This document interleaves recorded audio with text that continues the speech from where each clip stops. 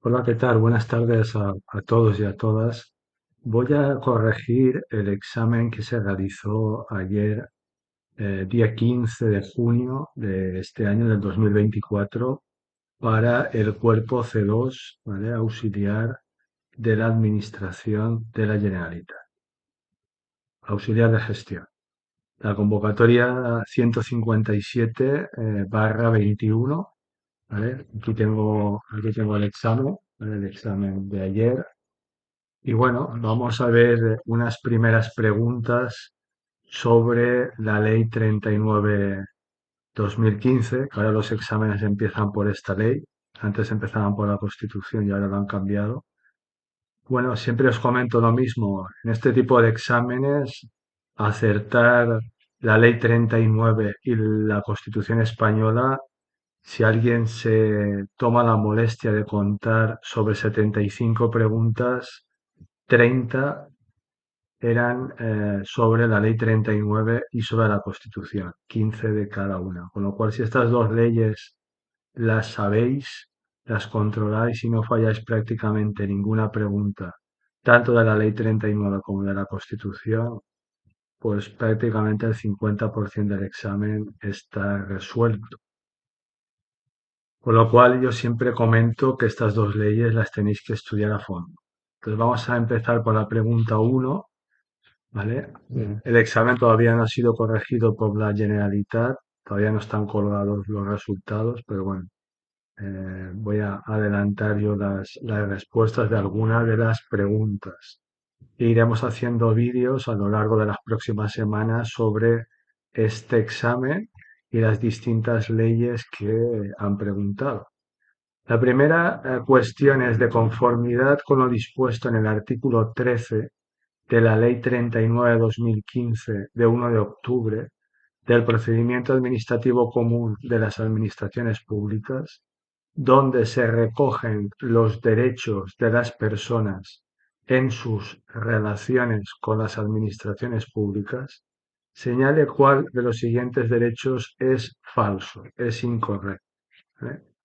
Entonces nos están mandando al artículo 13. ¿Vale? Entonces, si os vais a la ley, ¿vale? Si cogéis la ley, que yo la tengo en papel, pero la podéis tener en PDF perfectamente, ¿vale? Vais a la ley. eh, el artículo 13 nos dice derechos de las personas en sus relaciones con las administraciones públicas. Este artículo lo único que hace es enumerar una serie de derechos que tienen las personas, que tienen los interesados por las administraciones públicas.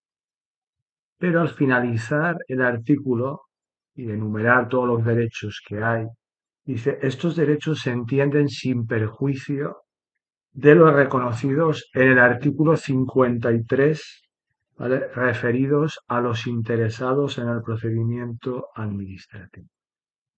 Entonces, hay que saber perfectamente cuáles son los derechos que nos pone en este artículo 13, que, insisto, son los derechos de las personas en sus relaciones con las administraciones públicas y no confundirlos con los derechos que aparecen en el artículo 53, ¿vale? Que, os recuerdo, son derechos del interesado en el procedimiento administrativo, porque son totalmente diferentes. Y esta pregunta número uno del examen de ayer, precisamente lo que hace es eh, mezclar estos dos artículos, el artículo 13 y el artículo 53. ¿Vale? Desde el apartado A nos dice que las personas tienen derecho en sus relaciones con las administraciones públicas, apartado A comunicarse con las administraciones públicas a través de un punto de acceso general electrónico de la Administración. Repito, apartado A comunicarse con las administraciones públicas a través de un punto de acceso general electrónico de la Administración. Este apartado A es verdadero, lo tenéis, insisto, en el artículo 13, ¿vale? En concreto en el apartado A, dice a comunicarse con las administraciones públicas a través de un punto de acceso general electrónico de la administración.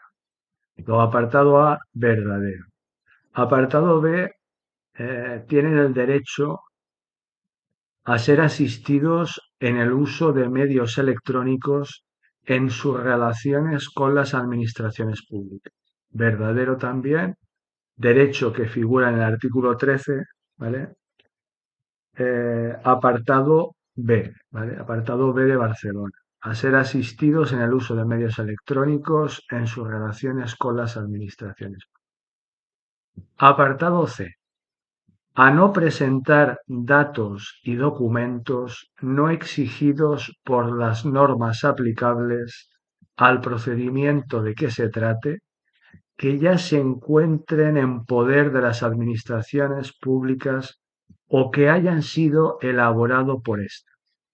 Y aquí viene la trampa. La trampa es porque este apartado C es el falso, el incorrecto, ¿vale? Y no es porque no sea un derecho, ¿vale? No es porque no sea un derecho, sino porque es un derecho de los que están recogidos en el artículo 53, ¿vale? Entonces nos vamos a la ley, al artículo 53, que repito, son los derechos del interesado en el procedimiento administrativo, que son distintos a los derechos de las personas en sus relaciones con las administraciones públicas. Y si os fijáis, tenéis ahí un montón de derechos, ¿vale? Y en concreto el apartado D de Dinamarca dice a no presentar datos y documentos no exigidos por las normas aplicables al procedimiento de que se trate, ¿vale? Que ya se encuentren en poder de la administración, ¿vale? Que ya se encuentren en poder de las administraciones públicas o que hayan sido elaborados por esto. Luego este es el falso porque está regulado en el artículo 53 y en la pregunta número 1 del examen os ponían de conformidad con lo dispuesto en el artículo 13. Y el último, el apartado D, que evidentemente también será verdadero, porque ya hemos encontrado la falsa, dice el derecho a la protección de datos de carácter personal y en particular a la seguridad y confidencialidad de los datos que figuren en los ficheros, sistemas y aplicaciones de las administraciones públicas, ¿vale? Eso también lo tenéis en el artículo 13, ¿vale? Si os fijáis en el penúltimo apartado H está este derecho. Con lo cual, pregunta 1. Conclusión, hay que saberse el artículo 13 y hay que saberse el artículo 53, los derechos que aparecen en uno y los derechos que aparecen en el otro. Y tener cuidado porque los van a intercambiar, ¿vale? Esto es una novedad que han hecho en este examen. Seguramente a más de uno le habrá pillado desprevenido. Pregunta 2. Dice, de conformidad con lo dispuesto en la Ley 39/2015, señale cuál de los siguientes enunciados es correcto, es verdadero. Bueno, aquí nos tendremos que situar en el artículo 30, porque esta pregunta va sobre plazos. Yo creo que el tema de los plazos más o menos está controlado por la mayoría de los que os presentáis. De todas formas, por si acaso, artículo 30 de la Ley 39/2015, cómputo de plazos. El apartado A de esta pregunta 2 decía, los plazos expresados por horas se contarán de hora en hora y de minuto en minuto, desde la hora y minuto en que tenga lugar la notificación o publicación del acto de que se trate y no podrán tener una duración inferior a 24 horas, en cuyo caso se expresarán en días. ¿Qué es lo que está mal aquí en este apartado A? Que ya os adelanto que es falso.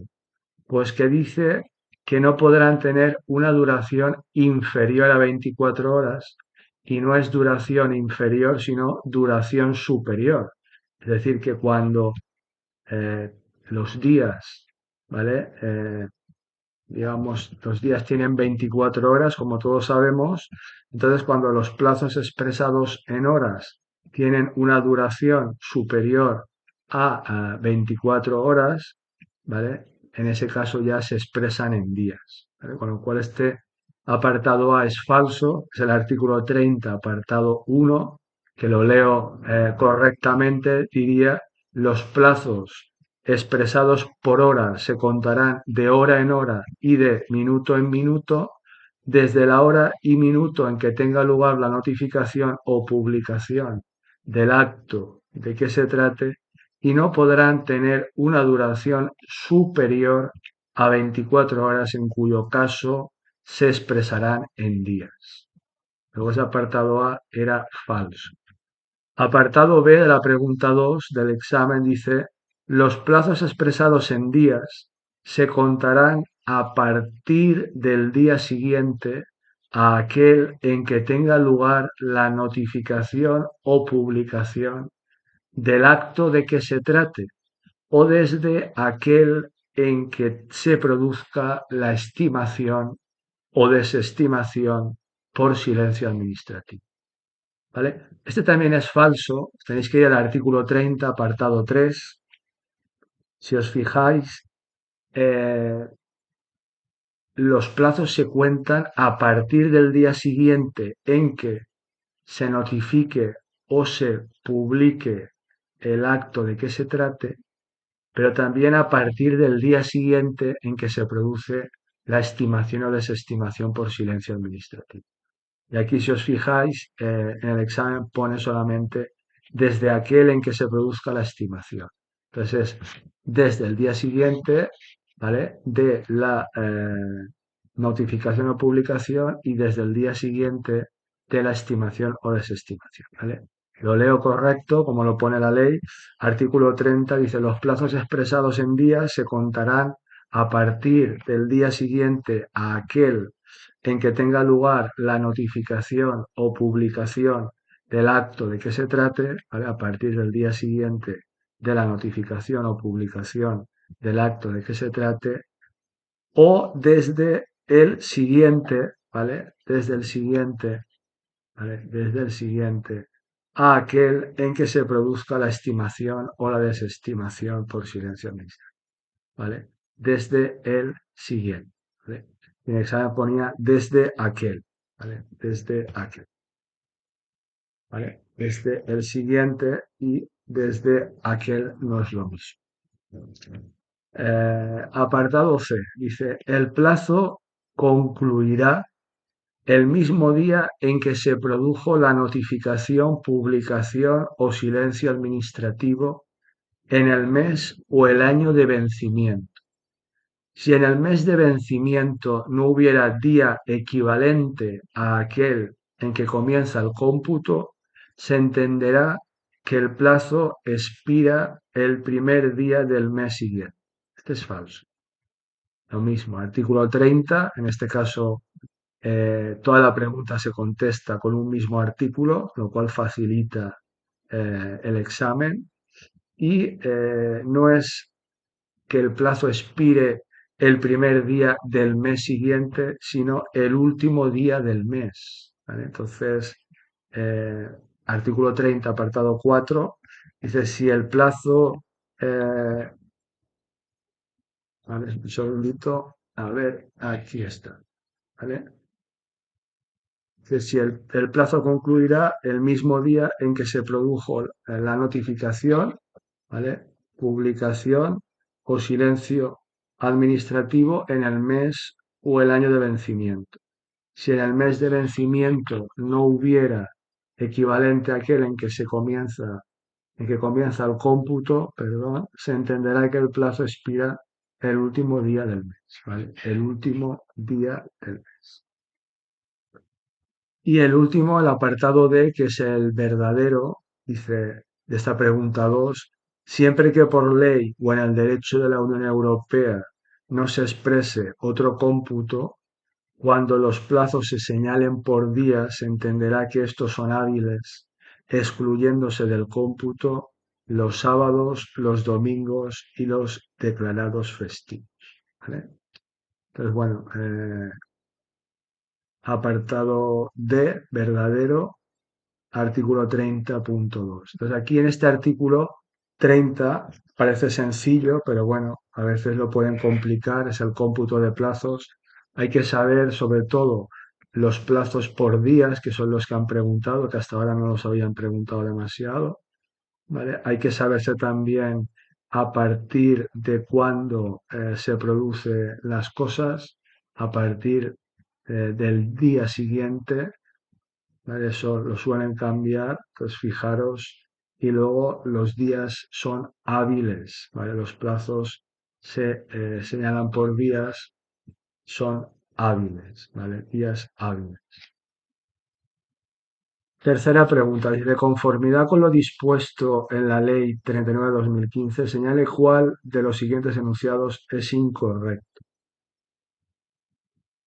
Apartado A dice, la Administración, salvo precepto en contrario, podrá conceder de oficio o a petición de órgano instructor una ampliación de los plazos establecidos. Ahí ya tenemos que saber que esto es falso, porque la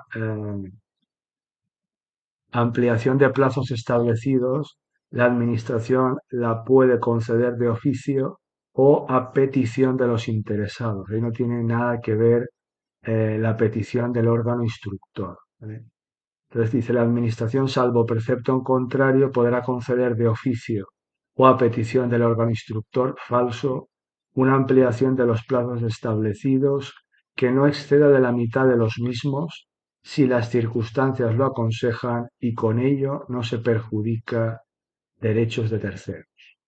El acuerdo de ampliación deberá ser notificado a los interesados, ¿vale? Pues insisto, artículo 32, apartado 1, ¿vale? Artículo 32, apartado 1, artículo 32, ampliación, apartado 1, dice la Administración, salvo precepto en contrario, podrá conceder de oficio o a petición de los interesados una ampliación de los plazos establecidos que no exceda de la mitad de los mismos si las circunstancias lo aconsejan y con ello no se perjudican derechos de terceros. El acuerdo de ampliación deberá ser notificado a los interesados. ¿Vale? Artículo 32.1, apartado A de esta pregunta. 3, falso, porque dice que esa ampliación se puede conceder de oficio o a petición del órgano instructor. ¿Vale? Esto también lo suelen mezclar, cambian órgano instructor por órgano competente para resolver. Ahora lo han mezclado con a petición de los interesados que no lo habían hecho, pero bueno, fijaros bien en estos detalles. Apartado B, C y D serán verdaderos porque ya hemos encontrado la opción que buscábamos, que era la A, que es la falsa, y es la que nos piden en el examen, pero los vamos a leer y justificar.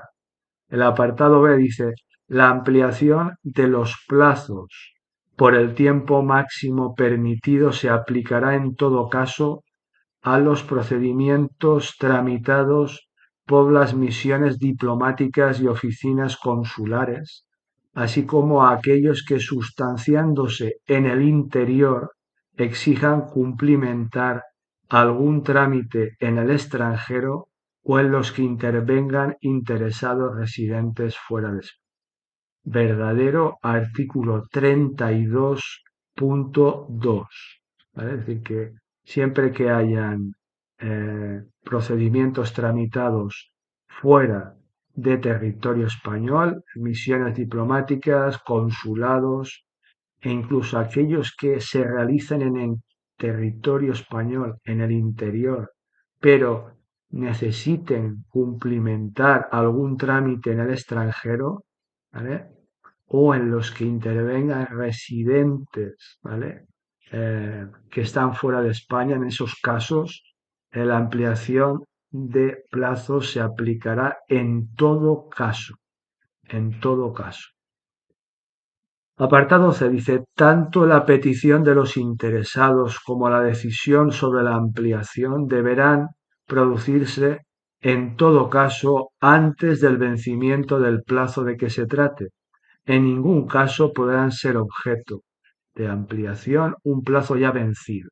¿Vale? Esto es importante, verdadero. Artículo 32, apartado 3, que dice que la petición de los interesados y la petición de los interesados de solicitar ampliar los plazos del procedimiento administrativo y la decisión de la Administración sobre si amplía o no ese plazo solicitado por los interesados, las dos cosas, la solicitud y la decisión, tienen que producirse en todo caso, es decir, siempre antes de que ese plazo venza.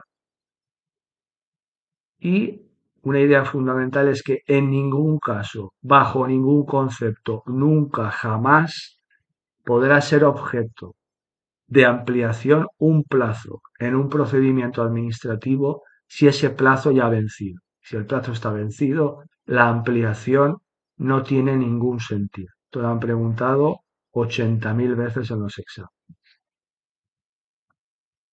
Y la D, que también es verdadera, dice: los acuerdos sobre ampliación de plazos o sobre su denegación no serán susceptibles de recurso sin perjuicio del procedente contra la resolución que ponga fin a la vía, que ponga fin al procedimiento administrativo. Perdón.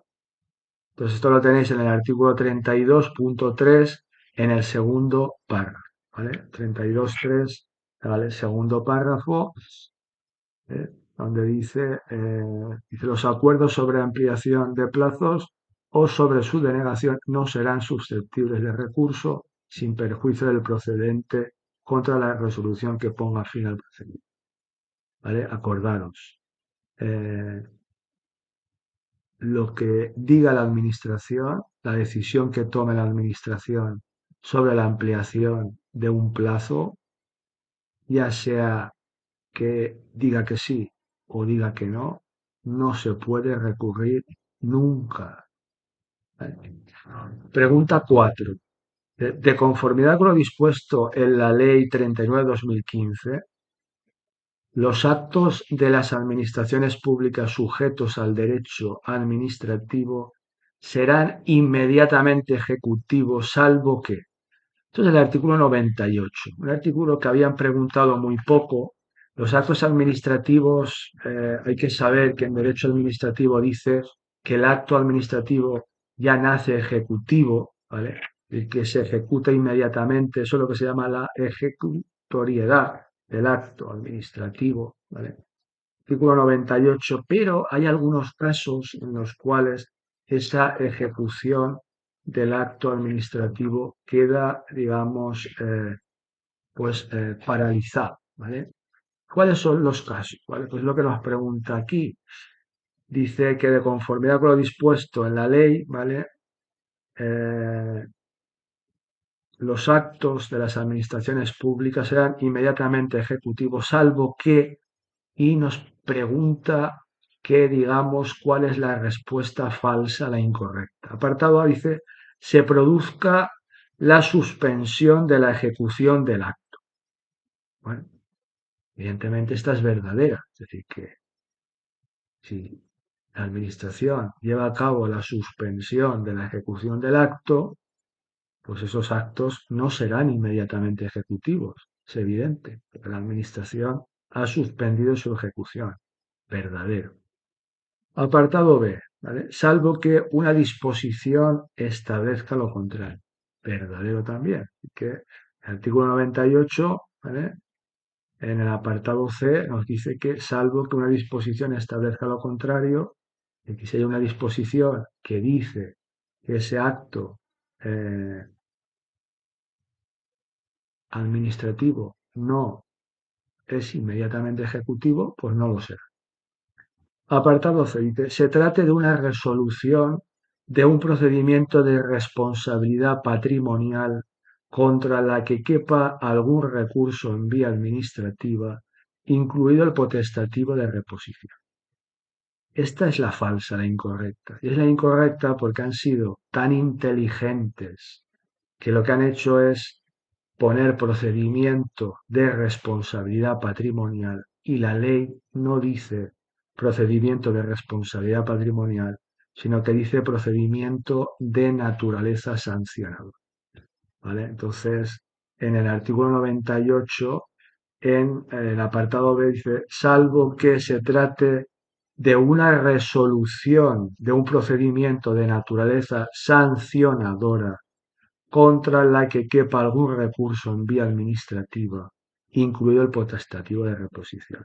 Entonces no confundáis el procedimiento de responsabilidad patrimonial, que es cuando nosotros como interesados le exigimos a la administración que nos pague una cantidad de dinero porque consideramos que ha actuado de forma inadecuada, responsabilidad patrimonial de la administración, nos tiene que pagar si nos da la razón, si no, no, a nosotros, la administración, al interesado. No confundas el procedimiento de responsabilidad patrimonial con el procedimiento de naturaleza sancionadora, que es el que nos dice aquí, que es cuando la administración nos sanciona a nosotros y por lo tanto eso normalmente lleva aparejada una cantidad económica que nos va a exigir y que tendremos que pagar si no consideramos evitarlo a través de un recurso o a través de un contencioso administrativo. Y el apartado D, que es verdadero, dice, salvo que se necesite aprobación o autorización de un superior. Es decir, que la ley prevé el caso de que esa ejecutoriedad del acto administrativo, ¿vale? Se quede en stand-by porque ese acto administrativo necesite la aprobación o la autorización de un superior. Y eso, insisto, artículo 98, apartado 1, apartado D de Dinamarca. ¿Vale? Y vamos a tener la pregunta 5, la última, ¿vale? Para que los vídeos no sean tan largos, iremos haciendo preguntas más o menos de 5 en 5 preguntas de este examen. Dice, de conformidad con lo dispuesto en la Ley 39/2015, señale cuál de los siguientes enunciados es correcto, es verdadero. ¿Vale? Apartado A, B, C y D va sobre la práctica de las notificaciones en papel por parte de la administración pública. Todavía hay notificaciones en papel. ¿Vale? Pero bueno, es una cosa que tampoco se ha preguntado mucho en los exámenes, porque ya sabéis que esta ley pues es casi todo por vía telemática, informática, y ahora salen preguntando la práctica de las notificaciones en papel. ¿Vale? Artículo 42 de esta ley. Es el apartado A de esta pregunta 5 dice, cuando la notificación por medios electrónicos sea de carácter obligatorio, o haya sido expresamente elegida por el interesado, se entenderá rechazada cuando hayan transcurrido 10 días hábiles desde la puesta a disposición de la notificación sin que se acceda a su contenido. Este apartado A es falso. Es falso porque no son 10 días hábiles, sino que la ley deja claramente que son 10 días naturales. Miraros el artículo 43, apartado 2, ¿vale? 43, apartado 2, ¿vale? Que dice práctica de las notificaciones a través de medios electrónicos.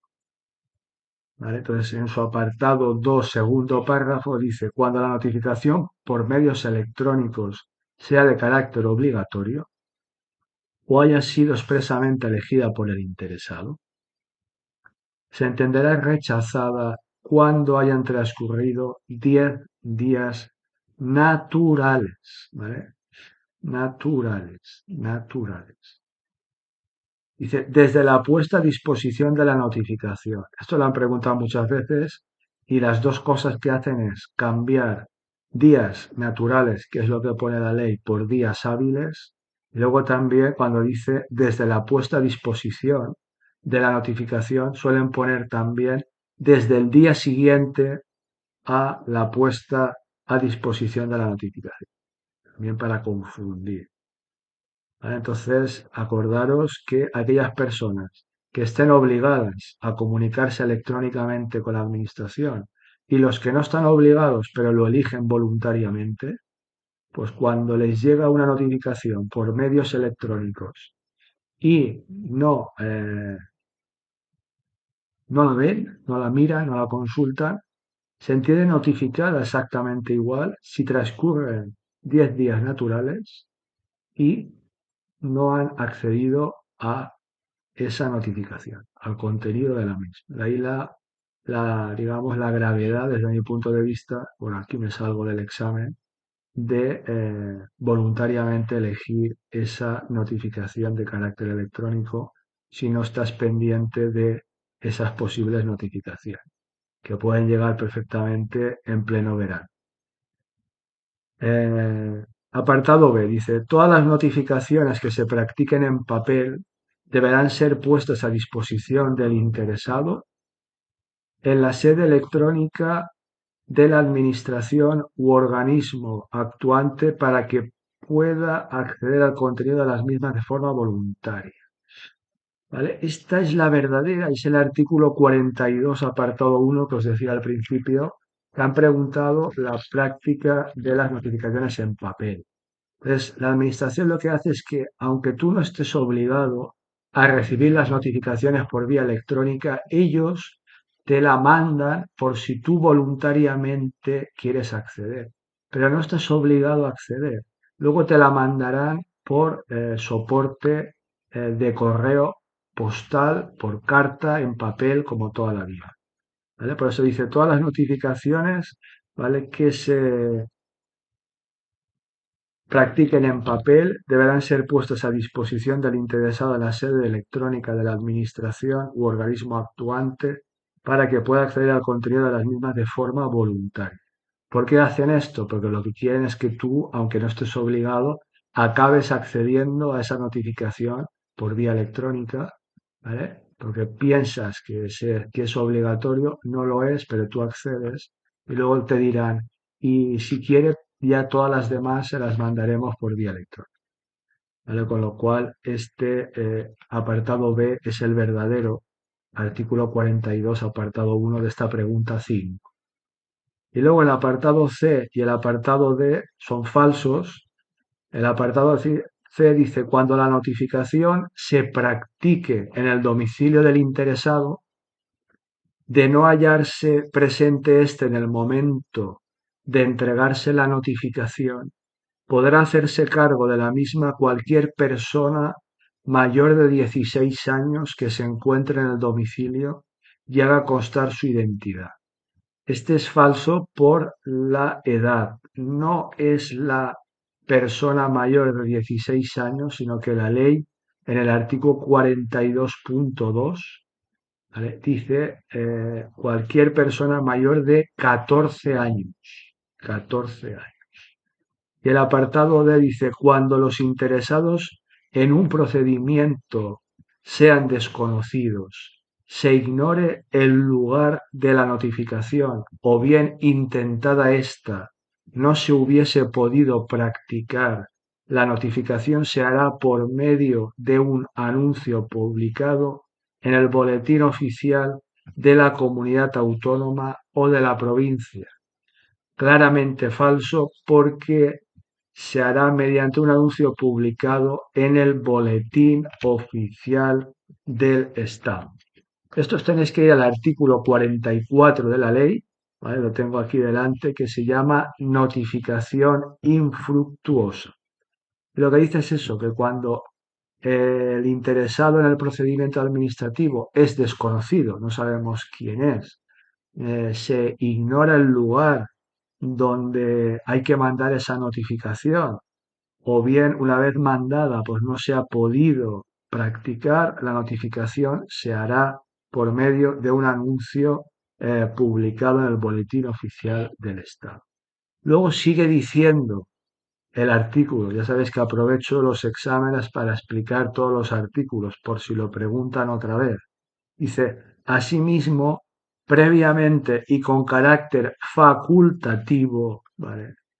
Las administraciones podrán publicar un anuncio en el boletín oficial de la comunidad autónoma o de la provincia, en el tablón de edictos del ayuntamiento del último domicilio del interesado o del consulado o sección consular de la embajada correspondiente.